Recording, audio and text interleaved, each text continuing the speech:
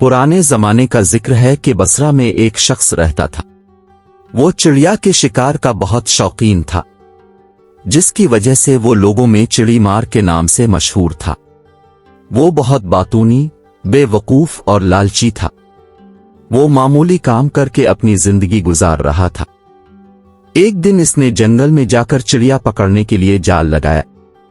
इसका ख्याल था कि जाल में बहुत सी चिड़ियां फंस जाएंगी और वो बहुत से पैसे कमा लेगा, यूं इसे कई दिन काम नहीं करना पड़ेगा।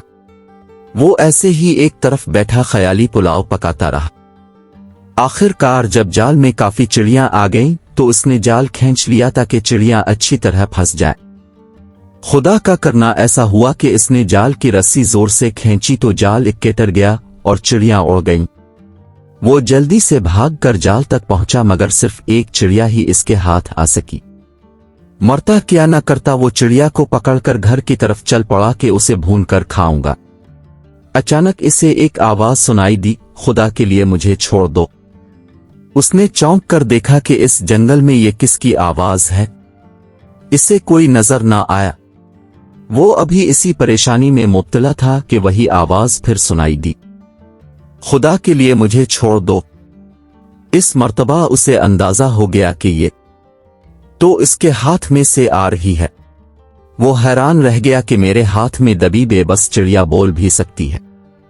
इसे हैरान परेशान देखकर चिड़िया बोली, हैरान ना हूं, अल्लाह ताला ने मुझे इंसानों की तरह बोलने की सलाहियत अता की है ताकि उन्हें अच्छी अच्छी बातें बताऊं और कार आमद नसीहतें करूं। अब चिड़ी मार की हैरानी काफी कम हो चुकी थी। उसने चिड़िया से कहा, मैंने तुम्हें कई घंटे की मेहनत के बाद पकड़ा है। तुम्हारा गोश्त तो बहुत लजीज और नरम होगा। मैं तो मजे ले लेकर खाऊंगा। मैं तुम्हें क्यों छोड़ूं? चिड़ी मार की ये बातें सुनकर चिड़िया मायूस हो गई। इसकी आंखें भर आए। उसने चिड़ी मार से कहा, आज तक तुमने न जाने कितने बकरों, मुर्गों और दुम्बों के गोश्त खाए होंगे। मुझ पर रहम करो। मुझे खाकर तुम्हें क्या मिलेगा? अलबत्ता अगर तुम मुझे छोड़ दोगे तो बहुत फायदे में रहोगे। अपने फायदे का जिक्र सुनकर बेवकूफ लालची चिड़ी मार एकदम चौंक गया। उसने सोचा कि जब ये चिड़िया बोल सकती है तो यकीनन मुझे कोई इनाम या कोई ताकत भी दे सकती होगी।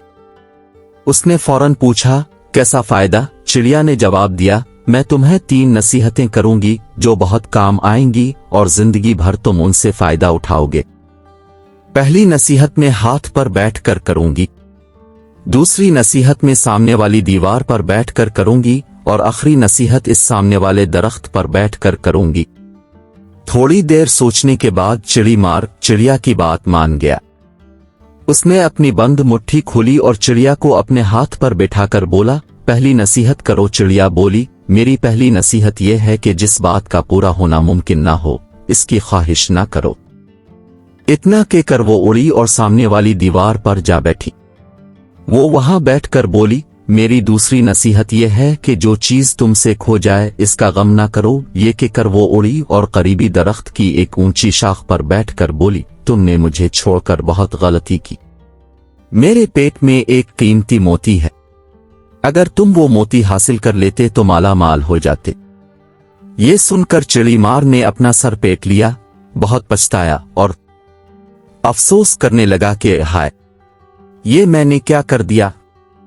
मैंने चिड़िया को छोड़कर बहुत बड़ी गलती की है। वो कुछ देर तक यूं ही परेशानी के आलम में बैठा रहा, फिर ठंडी आह भर के बोला, अच्छा तीसरी नसीहत तो बता दो। ये बात सुनकर चिड़िया हंस पड़ी और बोली, तुमने मेरी पहली 2 नसीहतों पर अमल किया है, जो तीसरी पर करोगे। मैंने कहा था कि जो ना हो सकता हो इसकी ख्वाहिश ना करो। तुम्हें अंदाजा हो जाना चाहिए था कि अगर एक दफा मैं तुम्हारी हाथ से निकल जाऊंगी तो तुम दोबारा मुझे पकड़ ना सकोगे, मगर तुमने दूसरी नसीहत के लालच में मुझे छोड़ दिया। मेरी दूसरी नसीहत थी कि जो खो जाए इसका गम ना करो, लेकिन जब मैंने तुम्हें बताया कि मेरे पेट में कीमती मोती है तो तुम पछताने लगे। इसलिए तुम्हें तीसरी नसीहत करना ही फजूल है। इतना कहकर चिड़िया चूं चूं करती उड़ गई और चिड़ी मारा हाथ मिलता रह गया। हमने सीखा, लालच बुरी बला है। हमें हर काम सोच समझकर और नेक इरादे से करना चाहिए।